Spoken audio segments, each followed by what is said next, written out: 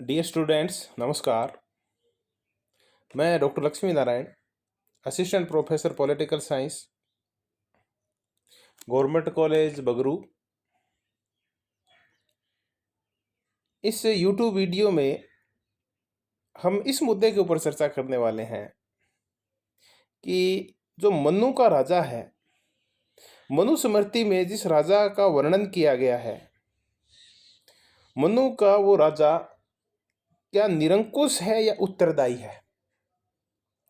क्या वो एक तानाशाह की तरह अपनी जनता से व्यवहार करता है या वो जनता के प्रति उत्तरदायी भी है?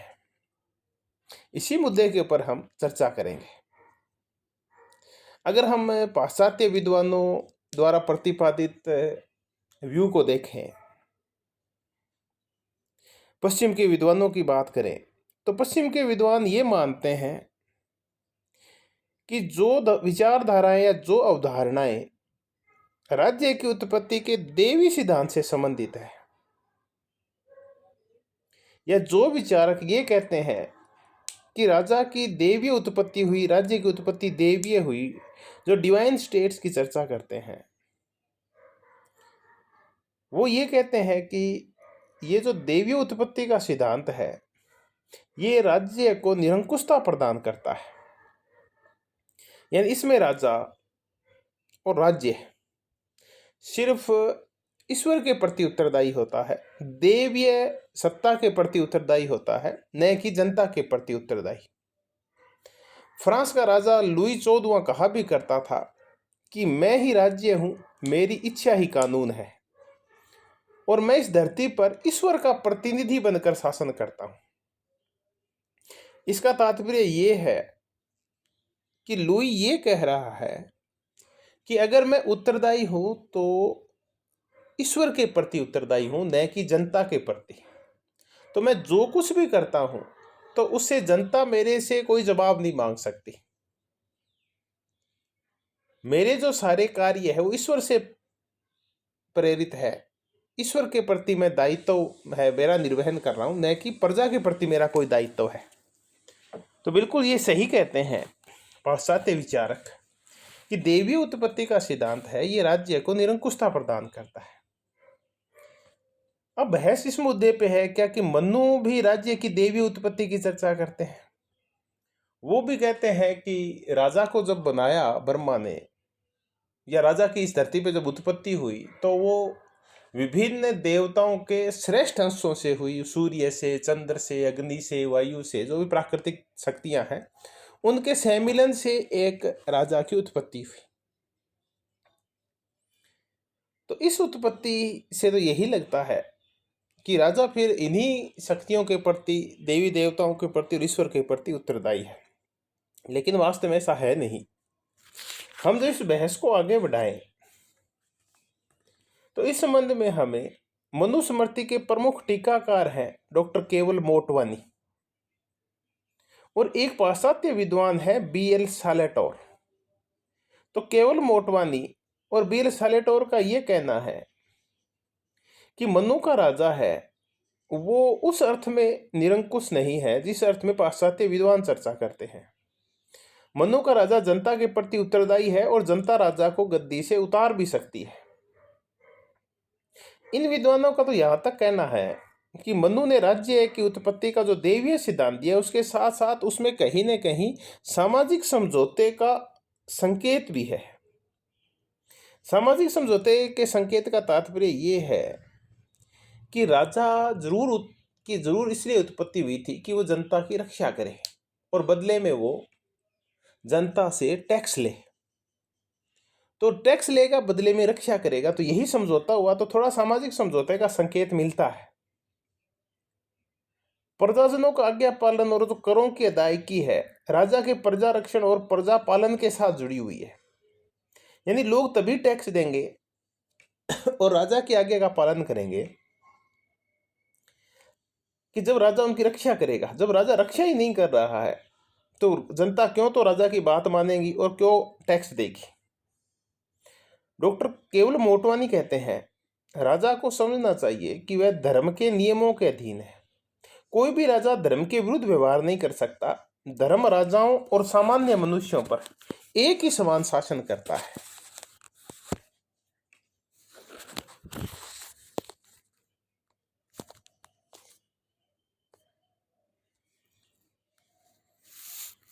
इसके अतिरिक्त राजा राजनीतिक प्रभु जनता के भी अधीन है। वह अपनी शक्तियों के प्रयोग में जनता की आज्ञा पालन की क्षमता से सीमित है, यानी वो उसकी शासन सत्ता वहीं तक है जहां तक जनता उसके आदेश मानती है। अगर जनता आदेश नहीं माने तो राजा की कोई शासन सत्ता नहीं है। इसी प्रकार जो पाश्चात्य विद्वान है सालेटोर, वो भी लिखते हैं, मनु ने निसंदेह ये कहा है कि जनता राजा को गद्दी से उतार सकती है, उसे मार भी सकती है यदि वह अपनी मूर्खता से प्रजा को सताता है। तो इस हिसाब से हम देख सकते हैं कि राजा पूर्णतः निरंकुश नहीं है। मनु का राजा, मनु का जो युग था तो भारत में नहीं वरन समस्त विश्व में राजतंत्र का ही युग था वो, और वो निरंकुश राजतंत्र थे। लेकिन भारतीय राजतंत्र इतने निरंकुश नहीं थे जितने कि हम पाश्चात्य निरंकुश तंत्रों के और राजतंत्रों की चर्चा करते हैं।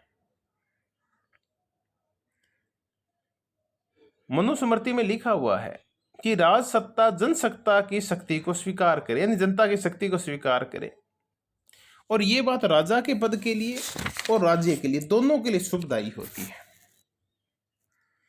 अब हमारा निष्कर्ष ये है कि मनु का जो राजा है वो निरंकुश नहीं है। इस बहस को हम आगे बढ़ाएं तो हम देखते हैं कि राजा की सत्ता के ऊपर नियंत्रण रखने के लिए कुछ विशिष्ट व्यवस्थाएं थी उस समय। उसके ऊपर कुछ नियंत्रण थे। ऐसे ही नियंत्रणों में एक था धर्म का नियंत्रण, दूसरे थे विभिन्न संस्थाओं का नियंत्रण। राजा दंड के भी अधीन रहा करता था, और राजा के व्यक्तिगत गुण, प्रशिक्षण और उसकी दिनचर्या भी थी, वो भी राजा को निरंकुश होने से रोकती थी। तो हम अब चर्चा करेंगे कि राजा की सत्ता के ऊपर जो नियंत्रण थे जो उसे निरंकुश होने से रोकते थे, वो 4 नियंत्रणों की हम चर्चा करेंगे: धर्म का, संस्थाओं का, दंड का और राजा की खुद की दिनचर्या और प्रशिक्षण उसका। सर्वप्रथम हम धर्म की चर्चा करते हैं। मनु ने राजा को धर्म के अधीन रखा है। हालांकि राजा देवी देवताओं का अंश है, किंतु बल उसके देवताओं पर है, न कि उसके अधिकार। राजा का मुख्य जो धर्म है वो है प्रजा रक्षण। राजा का जो राज धर्म है वो है प्रजा पालन। तो जो राजा अपने धर्म का पालन नहीं करता वो राजा जल्दी ही नाश हो जाता है उस राजा का, ऐसा मनुस्मृति में लिखा हुआ है। तो राजा के ऊपर प्रमुख नियंत्रण है अपने धर्म और अपने कर्तव्यों का नियंत्रण है। राजा पे तो दूसरा नियंत्रण है वो विभिन्न संस्थाओं का नियंत्रण है, जिसे हम संस्थागत नियंत्रण बोलते हैं या इंस्टीट्यूशनल कंट्रोल बोलते हैं। उस समय भी जो मंत्री परिषद थी वो एक बड़ी महत्वपूर्ण संस्था थी। राजा मंत्रियों की राय से ही कार्य किया करता था। हालांकि राय मानना नहीं मानना ये अंतिम रूप से चलो राजा पे निर्भर था, पर फिर भी मंत्रियों की राय बड़ी महत्वपूर्ण हुआ करती थी। सभाएं और समितियां भी थी, जन समितियां और जनसभाएं, वो भी राजा उनके भी अकॉर्डिंग चला करता था। तब हम कहते हैं कि संस्थाओं का भी राजा के ऊपर काफी नियंत्रण था। यहां तक कि जो राजा टैक्स लिया करता था वो भी मर्यादित था। मनु खुद लिखते हैं कि जिस प्रकार जोक, बछड़ा और मधुमक्खी थोड़े थोड़े अपने अपने खाद्य क्रमशः है रक्त, दूध और मधु ग्रहण करते हैं, उसी प्रकार राजा को प्रजा से थोड़ा थोड़ा वार्षिक ग्रहण करना चाहिए। यानी टैक्स के नियंत्रण में भी राजा निरंकुश नहीं हो सकता, मनमर्जी से टैक्स वो नहीं ले सकता। टैक्स के लिए कुछ नियम और रूल राजा ने बताए हैं मनु ने, राजा उसी के अकॉर्डिंग कार्य करेगा। तो इस हिसाब से हम देखते हैं कि मनु पे कुछ संस्थागत नियंत्रण भी है।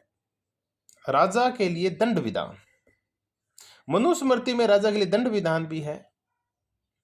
राजा दंड के अधीन है, दंड सर्वोपरि है, चाहे जनता हो और चाहे राजा हो, वो सब दंड के अधीन रहेंगे, संप्रभुता के अधीन रहेंगे। राज्य की संप्रभुता सर्वोपरि है। चौथा हम चर्चा करें कि राजा के जो व्यक्तिगत गुण और प्रशिक्षण है, राजा की दिनचर्या है, वो भी उसको निरंकुश नहीं होने देती। राजा का जो पठन पाठन है, उसका कठोर प्रशिक्षण है, वो मर्यादित रखता है राजा को। मनु के अनुसार एक राजा को विद्वान, जितेंद्रिय, न्यायपूर्ण, विनीत और लोकप्रिय होना चाहिए। उसे क्रोध से, काम वासना से और सभी प्रकार के व्यसनों से पूर्णतः मुक्त रहना चाहिए। और राजा का वैसा ही कठोर प्रशिक्षण होना चाहिए जैसे प्रशिक्षण की चर्चा प्लेटो ने एक दार्शनिक राजा के लिए की है। तो ऐसा राजा जो ज्ञानवान होगा, जो पूर्ण प्रशिक्षित होगा, जो न्यायी होगा, वो कभी भी अपनी जनता के ऊपर अत्याचार नहीं करेगा, वो कभी भी निरंकुश नहीं होगा।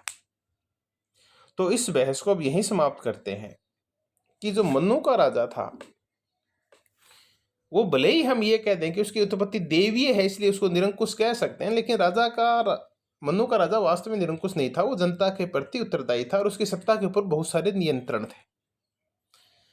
धन्यवाद आप सबका, पुनः बहुत बहुत धन्यवाद कि आपने ये YouTube वीडियो में मेरे साथ बने रहे।